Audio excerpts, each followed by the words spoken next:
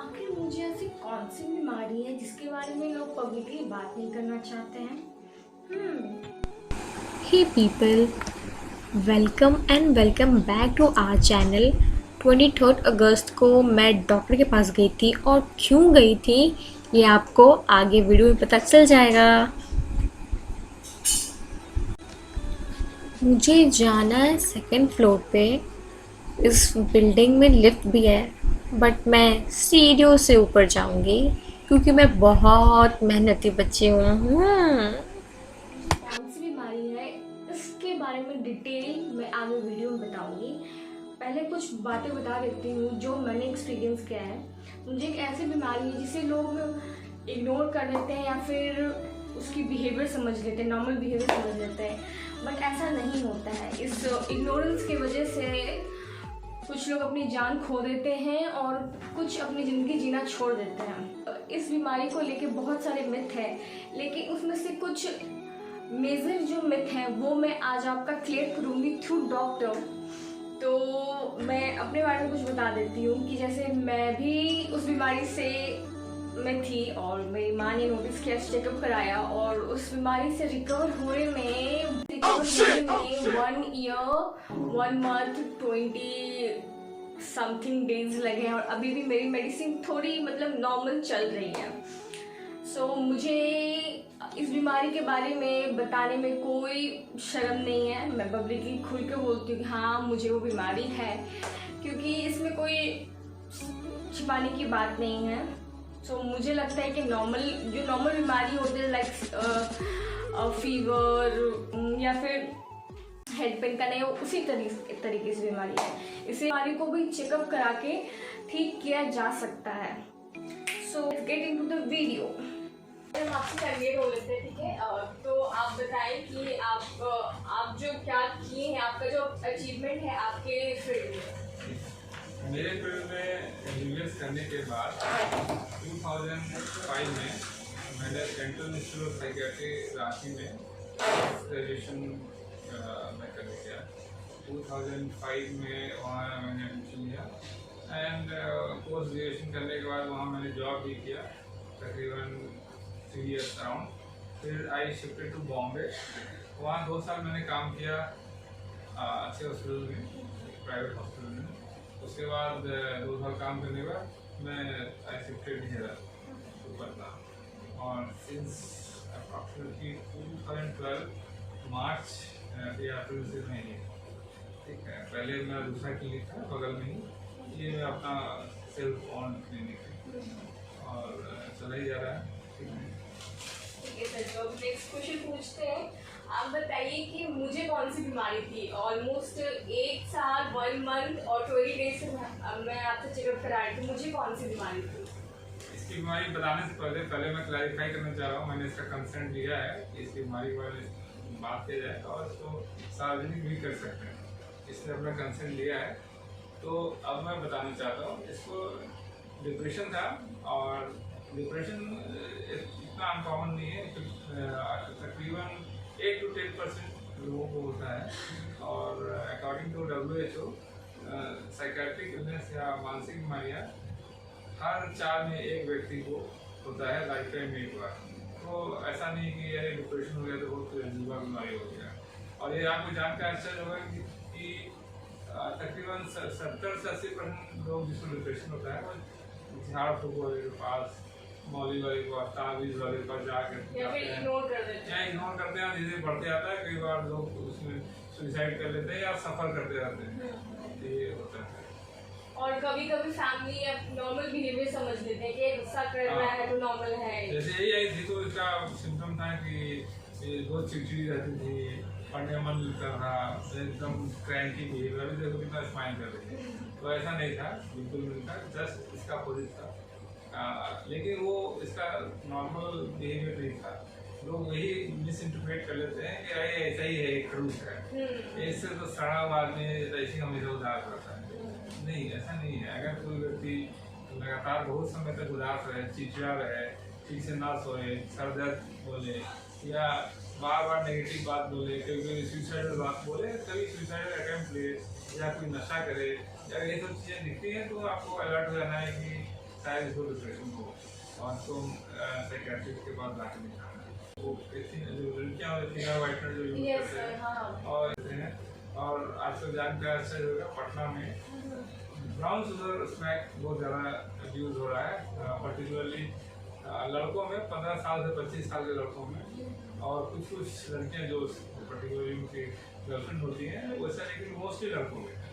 और लड़कियों में अगर यूज किए तो ये पेट्रोल या किसी को सुनते हैं वो मिठाई खाती है, चौक खाने का, या और भी कुछ इस तरह का सिगरेट या इधर चीज़ों लेने का, ये बिल्कुल नहीं समझिए कि लड़कियां नशा नहीं लेती हैं, क्योंकि हम लोग जानते हैं, हम लोग इलाज करके इसको पता है। तो वो मिसनोमर है कि लड़की छुप के नशा करती है, वो लड़कों के साथ ओपनली नहीं करती है। नेक्स्ट तो मेन कारण क्या है डिप्रेशन में? डिप्रेशन का दो कारण होता है, एक होता है एंडोजेनस डिप्रेशन, दूसरा होता है रिएक्टिव डिप्रेशन। एंडोजेनस डिप्रेशन एक तरह से जेनेटिक होता है, उसके जीन में कुछ मैन्युफैक्चरिंग डिफेक्ट आता है जिसकी वजह से ये सिम्टम आ जाते हैं, वो ज़्यादा सीवियर होता है, यानी कि डिप्रेशन इनहेरिटेड। और दूसरा होता है रिएक्टिव, जैसे कोई ह्यूज लॉस हो गया, किसी का ब्रेकअप हो गया, कोई एग्जाम में फेल हो गया, किसी का कोई बहुत नियर एंड डियर का डेथ हो गया, किसी के साथ बहुत बड़ा धोखा हो गया, इसके बाद मतलब किसी वजह की बहुत बड़ी वजह, छोटी बड़ी वजह नहीं, बड़ी वजह की। तो ऐसा होता है कि अगर फैमिली में मतलब 2-3 फैमिली पहले अगर कोई मतलब प्रॉपर मेंटल है, प्रॉपर जैसे रांची से रिटायर है, या फिर धीरे, तो अगर वो जनरेशन तो वो जाता ही होगा, तो उसके कारण भी डिप्रेशन होता है क्या? हो सकता है, ये जेनेटिक बीमारी ऐसा, ये मतलब नहीं घर में किसी को एक को है दूसरे को हुआ ही होगा, लेकिन घर में किसी एक को है दूसरे को होने का चांसेस बढ़ जाता है, लेकिन जनरल पॉपुलेशन जिसके घर में किसी को भी साइकियाट्रिक इलनेस नहीं है, कोई हो सकता है, पहली बार उसके जीन में प्रॉब्लम आ सकता है, या पहली बार उसको ही स्ट्रेस की वजह से हो सकता है। तो अगर डिप्रेशन में इनिशियल स्टेज पे है तो क्या वो बिना डॉक्टर से चेकअप किए भी ठीक हो सकता है अगर वो इनिशियल स्टेज पे है? बहुत अच्छा क्वेश्चन है। इनिशियल स्टेज में जो माइल्ड डिप्रेशन हम लोग बोलते हैं, तो वो अपने फ्रेंड सर्कल में जो अच्छे लोग हैं उनके साथ सलाह ले करके, अपनी लाइफ स्टाइल में बदलाव ला करके, या जो भी स्ट्रेस है अपने जीवन में उसको दूर करके या उसको मिनिमाइज करके आप डिप्रेशन को ठीक कर सकते हैं। लेकिन ये सिर्फ इनिशियल स्टेज में या माइल्ड केसेस में होता है। अगर ये बढ़कर मॉडरेट या सीवियर हो जाए तो आपको प्रोफेशनल का हेल्प लेना चाहिए।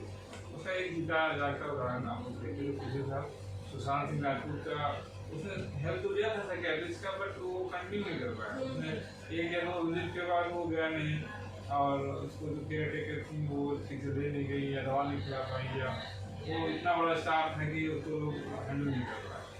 प्रॉब्लम यही होता है ना कि जब लोग डिप्रेशन में होते हैं ना तो चेकअप कराते हैं, मेडिसिन खाते हैं, और फिर थोड़ा रिलैक्स होता है, छोड़ देते हैं। मेरे साथ भी यही हुआ था, हम भी सोचे कि छोड़ देते, लेकिन मम्मी बोली कि नहीं आपको जाना पड़ेगा जब तक डॉक्टर कम नहीं करते हैं। मैं ये बता दूँ कि मम्मी को भी डिप्रेशन हुआ था, एंड वो जब आई थी तो काफ़ी हेवी थी, वजन बहुत ज़्यादा था, और अभी आप विश्वास नहीं करेंगे, जो 100 मीटर नहीं चल पाती थी, अभी वो डेली 5 से 6 किलोमीटर वॉक करती हैं, और उनका वजन मेरे हिसाब से 20 kg के आसपास कम हो गया होगा, और पूरी फिट है वो। मतलब जो आदमी 50 मीटर 100 मीटर तक चलने में सोचे, वो 5 किलोमीटर चल रहे तो बहुत बड़ी बात। तो सर जैसे कि हम पर्सनली एक्सपीरियंस किए हैं कि डिप्रेशन का सिम्टम्स बहुत होता है, ठीक है, लेकिन आपके अकॉर्डिंग मेन सिम्टम्स क्या होते हैं डिप्रेशन के? जो डिप्रेशन बेसिकली मूड डिसऑर्डर है, तो मूड डिसऑर्डर मिजाज का प्रॉब्लम, मतलब आपको उदासी होगी या चिड़चिड़ापन आएगी, ये 2 मेन सिम्टम होते हैं। उसके अलावा जो मेन सिम्टम होता है एनिडोनिया, मतलब किसी भी ऐसे चीज़ में जिसमें मज़ा आता है, जैसे दोस्तों के साथ बैठ के गप करने में मज़ा आता है, मम्मी पापा के साथ बैठ के गप करने में मज़ा आता है, या पढ़ाई करने में, या टीवी देखने, तो धीरे धीरे आपको हर चीज़ में वो जो प्लेजर है वो ख़त्म हो जाएगा, लगेगा। फिर आप धीरे कट के रह लेंगे, कम बोलेंगे, फिर धीरे धीरे आपकी नींद, भूख, ये सब चीज़ें चली जाएंगी, धीरे धीरे आपकी सब कुछ सोच नेगेटिव हो जाएगी।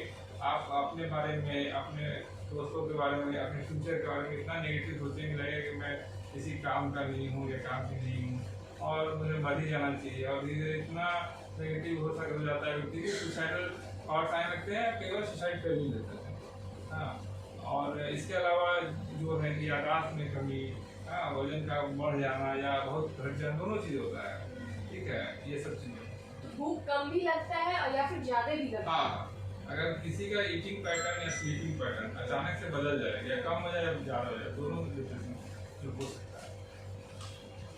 तो सर एक और इंटरेस्टिंग क्वेश्चन है कि अगर पेशेंट आते हैं आपके पास तो क्या उनके माइंड में चल रहा है वो आपको पता चल जाता है, या लाइक अगर हो सकता है वो कुछ अपना पर्सनल थिंग सोच रहे हैं और किसी को बताना ना चाह रहे हैं? देखिए, दो चीज़ होती है, हम लोग को जो ट्रेनिंग है और जो एक्सपीरियंस भी है, क्योंकि 2005 से अभी तक तकरीबन 16-17 साल हमारे काम करते हुए होते हैं। तो एक तो मेन चीज़ होता है पहला हिस्ट्री, जो कि मरीज देता है या गार्जियन देते हैं। उसके बाद हिस्ट्री के बाद जो हम लोग बात करते हैं उस दौरान चीज़ों को हम समझते हैं, तो फेस के पैटर्न से, आंखों के पैटर्न से वो धीरे धीरे वो एक, लेकिन 100% माइंड रीडिंग तो संभव नहीं है, लेकिन चीज़ें हम लोग को रिलेट करते हैं, उससे वो को रिलेट करके एक डायग्नोसिस करते हैं। क्योंकि एज अ टीनेजर लगता है कि हो सकता है कि हम डॉक्टर के पास जाएं, जो चीज़ हम किसी को नहीं बताना चाहते नहीं, वो एकदम अगर नहीं बोल बताना दें। चाहते हैं तो उसके लिए फिर डायरेक्टली तो संभव नहीं है, उसके लिए एक हिप्नोसिस आता है, वो कर सकते हैं, वो बहुत लंबा प्रोसेस होता है, लेकिन 2-3 घंटे का। आई थिंक वो बहुत ज़्यादा जो होते हैं उनके लिए हाँ, वो जनरली जो नहीं बताना चाहते हैं उनको, जो उससे आगे आते हैं कि मुझे ठीक होना है। तो सर डिप्रेशन में क्या नहीं करना चाहिए अगर हम करना चाहिए? कभी भी आपको लगता है जैसे आप डिप्रेशन में जा रहे हैं तो आप अपने आप को अकेले ना रखें, लोगों के बीच में जाएं, लोगों से बातचीत करें और अपने प्रॉब्लम को खुलकर डिस्कस करें। शर्माएं नहीं, ये सोचे कि वो क्या सोचेगा कि मैं डिप्रेस हूँ, मैं, वो लोग सोचेंगे कमज़ोर है, ऐसा कुछ नहीं है। डिप्रेशन कमजोरी का निशानी नहीं है, ना ही ये दिमागी कमजोरी का निशानी है। ये वैसे एक बीमारी जैसे बैक एक हो जाता है, आर्थराइटिस हो जाता है, उसी तरह दिमाग में डिप्रेशन में आता है, वो एक फेज होता है। तो उसको खुल के डिस्कस करना, लोगों के बीच में रहना और लोगों से अपना प्रॉब्लम शेयर करना, ये सब चीज़ें आपको इनिशियल स्टेज में तो ये ट्रीटमेंट भी है और लेटर स्टेज में आपको ये कम करती हैं सीवियरिटी को। और जितना जैसे आप इतने करेजियस हो के बहुत लोग हैं, इवन एक्ट्रेस है Deepika Padukone, she also came even Virat Kohli जो अभी टीम कैप्टन। तो ऐसा है कि नोबडी इज इम्यून। बड़े बड़े एक्टर देखते होंगे, later on come and tell नहीं डिप्रेशन। सर तो आप 100 आउट ऑफ 90 पीपल थिंक करते हैं कि डिप्रेशन का मेडिसिन लेने से ना बहुत बड़ा क्या कहते हैं डिसएडवांटेज होता है, ये बात सच है या गलत? नहीं, एक घंटा गलत है। आपको ये है वो साइड इफेक्ट नहीं महसूस हुआ है और सेफ दवाइयाँ होती हैं और जो ज़रूरत है उतनी दी जाती हैं और उन दवाइयों का कोई ऐसा कोई सिग्निफिकेंट साइड इफेक्ट नहीं होता है, बिग मेजर नहीं होता हाँ है। नहीं ऐसा। और माइल्ड थोड़ा बहुत होता भी है तो 5-10 दिन चला जाता है।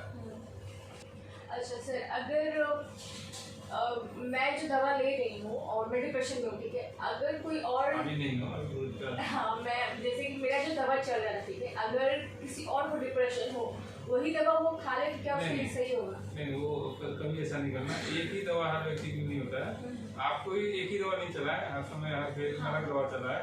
जब आप ठीक होते गए दवा का डोज घटते घटते बहुत नॉमिनल दवा है, तो वो हर व्यक्ति के लिए अलग डोज अलग दवा होता है। सर एंटी डिप्रेशन मेडिसिन को हैप्पी पिल्स बोल सकते हैं?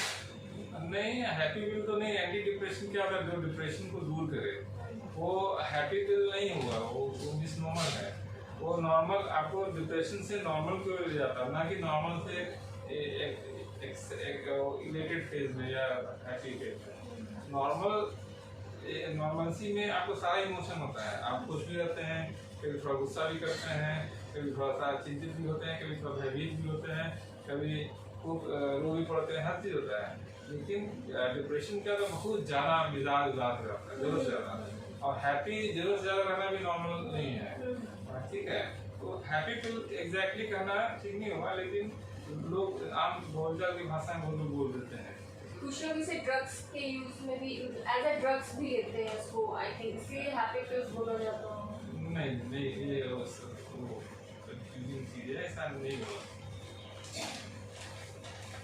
सर तो रैपिड फायर खेलेंगे, ठीक है, और 4 क्वेश्चन पूछेंगे आपको, उसमें से ट्रू या फॉल्स बोलना है, ठीक है। Depression is the sign of self pity, weakness और laziness? False. Medication can not really help a mental problem? Medication will help definitely. Anti depression are addictive? No, it is not addictive. Once In fact, if you are in depression and taking any addiction kind of petrol or ganja or cigarette or alcohol, that is addictive. So better get treated with medicine rather than start taking some substance like alcohol or cannabis or anything like that. तो ये addictive नहीं होते हैं. Once on antidepressant, it will be on them for lifetime. No. Thank you so much, sir.